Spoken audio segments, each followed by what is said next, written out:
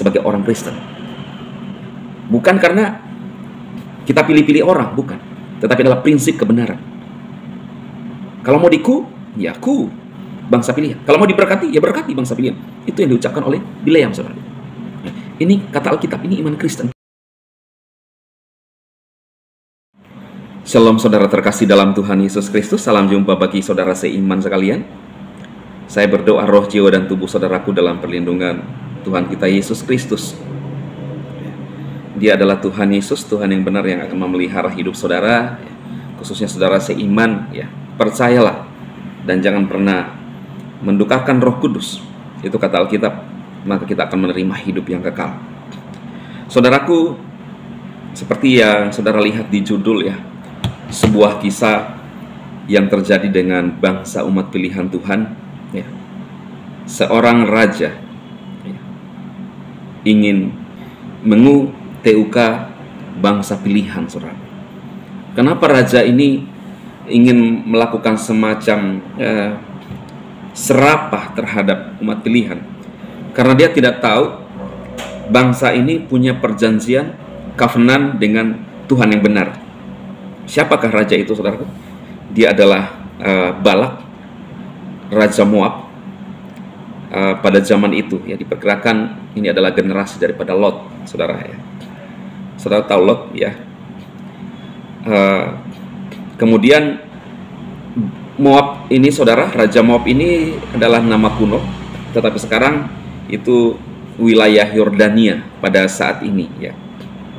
Nah, Balak ini, saudara, mendengarkan bahwa sebuah bangsa keluar dari tanah Mesir, sehingga dia ketakutan. Maka dia panggillah namanya Bileam. Bileam itu saya sudah menjelaskan di video-video saya, dan saudara bisa lihat juga di dalam bilangan. Bileam itu dikenal sebagai petenung, saudara. Apa yang dia ucapkan itu bisa terjadi ya. Punya kekuatan lah ya. Ya, kekuatan semacam petenung, saudara. Nah, kita lihat dalam bilangan 22 ayat 2 dan seterusnya, saudara.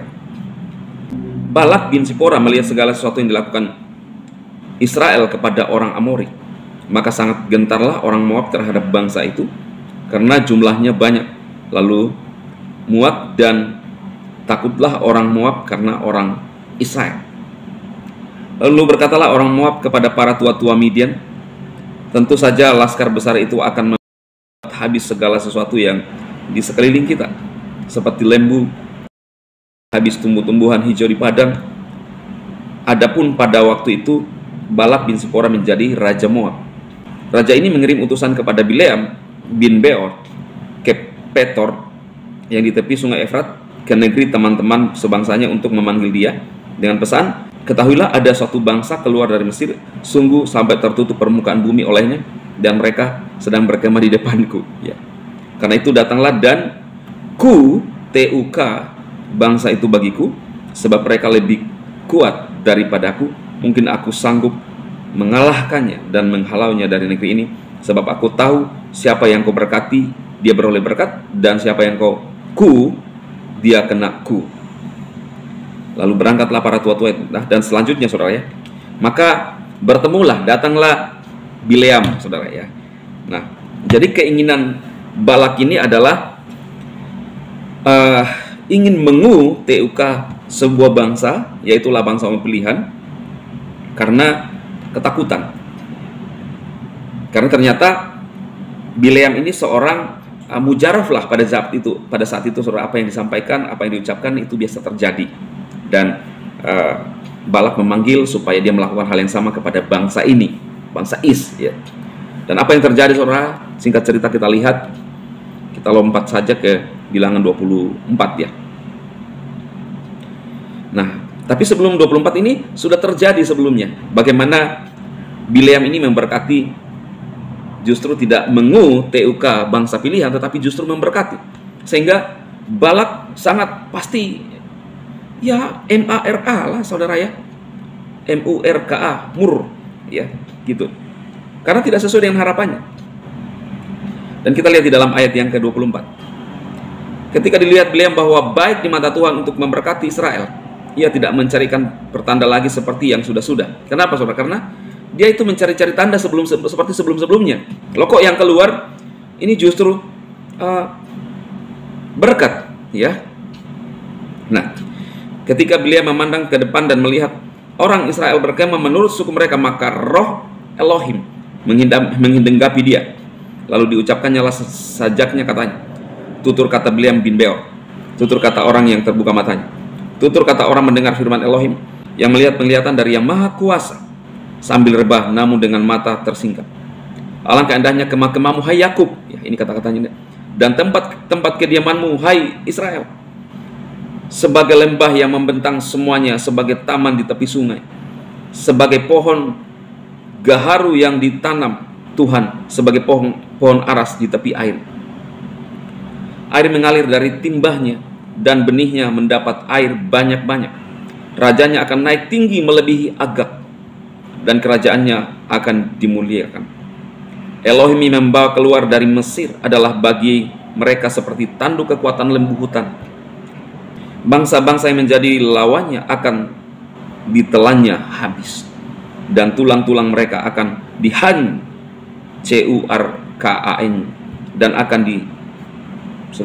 tembus dengan panah-panah. Perhatikan ayat 9, saudara. Ia meniarap dan merebahkan diri sebagai si NGA jantan dan sebagai si betina. Siapakah yang berani membangunkannya? Diberkatilah orang yang memberkati engkau, dan terku orang yang mengu engkau.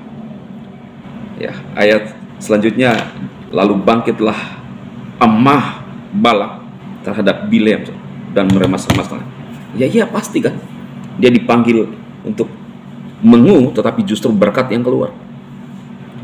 Nah, jadi Elohim menaruh perkataan dalam mulut Bileam, sehingga justru berkatlah yang keluar. Apakah salah, saudara? Berapa kali Bileam seperti melihat tanda, kok selalu ngomongnya seperti itu di depan Balak, tetapi Tuhan tidak bisa dilawan.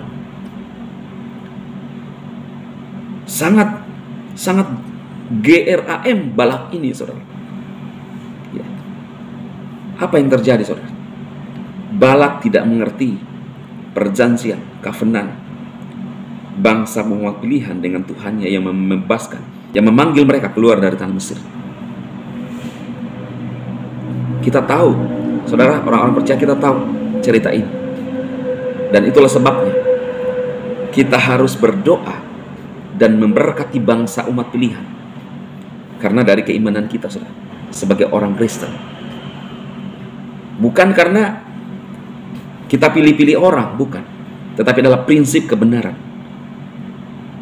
Kalau mau diku, ya ku bangsa pilihan. Kalau mau diberkati, ya berkati bangsa pilihan. Itu yang diucapkan oleh Bileam, saudara. Ini kata Alkitab, ini iman Kristen kita, saudara. Jadi biarlah apa yang saya sampaikan ini, saudara, mencerahkan saudara seiman khusus, bahwa apapun yang terjadi, bangsa pilihan Tuhan, bangsa-bangsa di dunia tidak tahu perjanjiannya dengan Tuhan yang benar, maka itu tidak akan bisa dihapus dari peta. Karena kalau bisa dihapus dari peta, berarti gagal kekuasaan Tuhan bagi bangsa ini. Nah, inilah yang terjadi, saudara. Maka marilah kita berdoa untuk bangsa ini dan juga bangsa-bangsa wilayah sekitar, agar juga mendapatkan kemurahan, anugerah dari Tuhan Yesus Kristus, saudara. Biar apa yang saya sampaikan menolong saudara. Silakan saudara share ke grup-grup Kristen untuk menolong saudara-saudara kita yang lain untuk punya kasih terhadap bangsa pilihan dan juga bangsa-bangsa lain, saudara. Tuhan Yesus memberkati.